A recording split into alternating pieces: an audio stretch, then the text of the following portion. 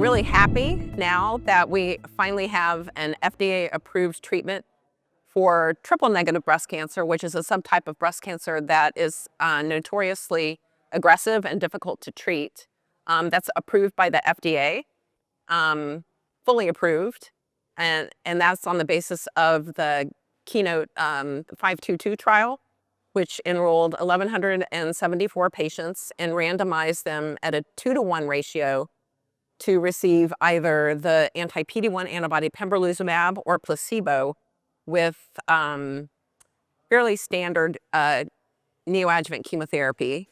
So the trial enrolled these women who all had high-risk stage 2 and 3 breast cancer, and they received either Taxol and carboplatin in combination with pembro or placebo for 12 weeks, followed by anthracycline-based chemotherapy with cyclophosphamide with pembro or placebo for 12 weeks. They then went to surgery, and those that got pembrolizumab to complete an entire 1 year. Those that got placebo did the same with the placebo.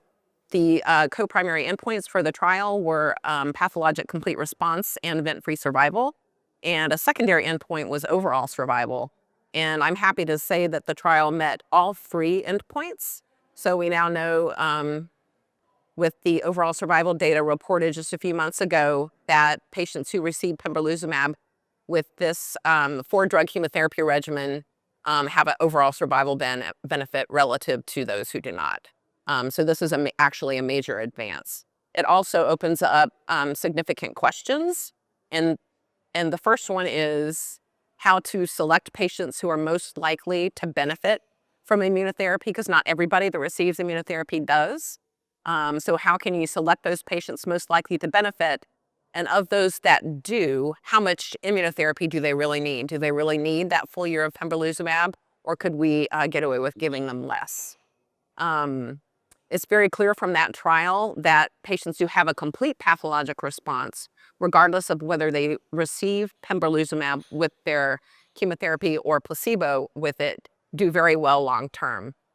Those that do not do somewhat less well, and we need to find better treatments for them. Even that group does better when they receive immunotherapy than the patients who do not receive immunotherapy with their chemotherapy. So other very important questions are how to determine what drugs will benefit those patients that did not achieve a complete pathologic response. Another particularly important open question is what really good surrogate markers of overall survival exist so that we can really accelerate the pace at which we develop these drugs. So we can build on the success by answering questions related to patient selection and alternative biomarkers that ultimately will correlate with long-term benefit.